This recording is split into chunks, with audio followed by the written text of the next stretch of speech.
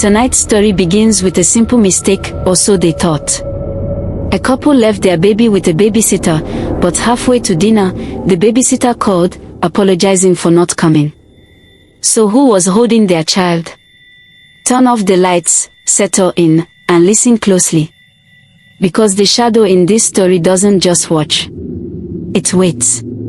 Emma and David were excited for their first night out alone since having their baby, Lily.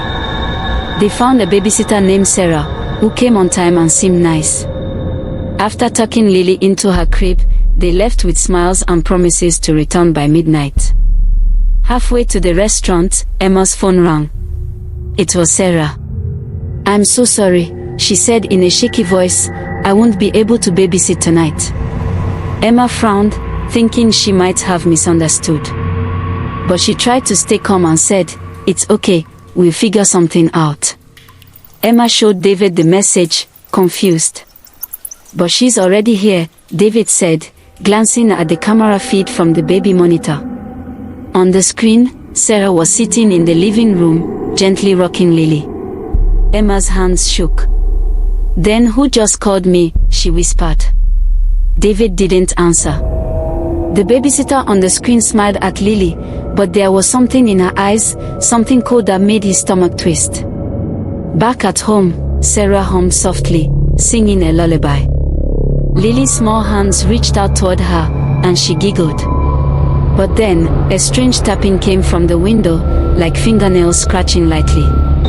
The babysitter didn't flinch. She continued humming, her voice slightly off-key. The tapping grew louder, but Sarah's eyes never left Lily. David rubbed his eyes, trying to convince himself he was imagining things. On the monitor, a dark shadow moved across the hallway. It was long and thin, almost stretching toward Lily's crib. The babysitter's eyes followed it, but she didn't move to protect the baby. Emma's heart raced. "David, she's watching it, but not moving." David whispered. "We should call the police." But before he could, the shadow vanished as quickly as it had appeared. Emma remembered something.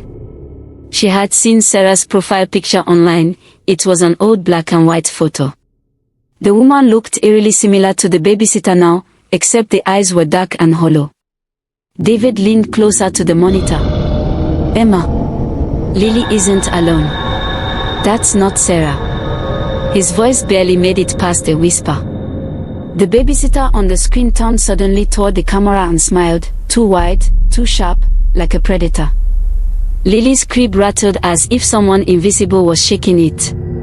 A soft voice whispered, "Baby," from somewhere in the room.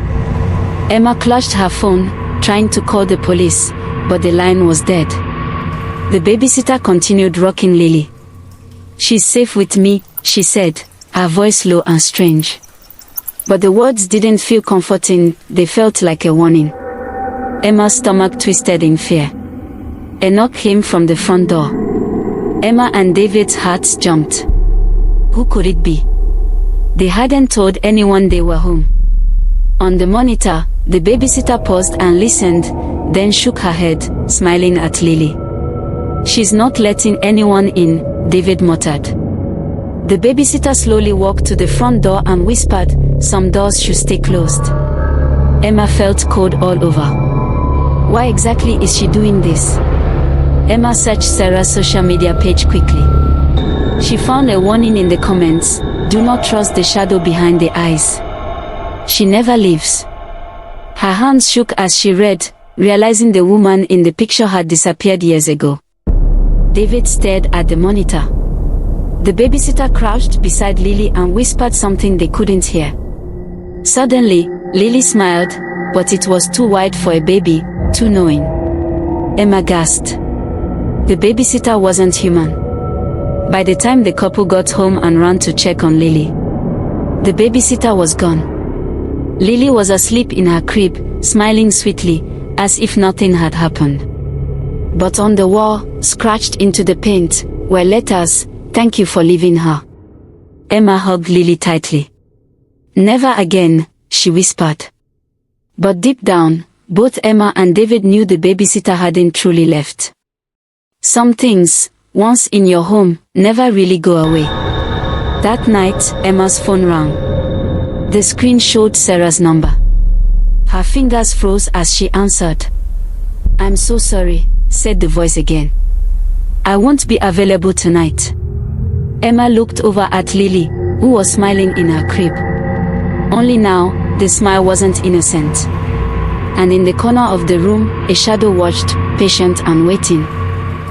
Some stories end. This one just found a new beginning.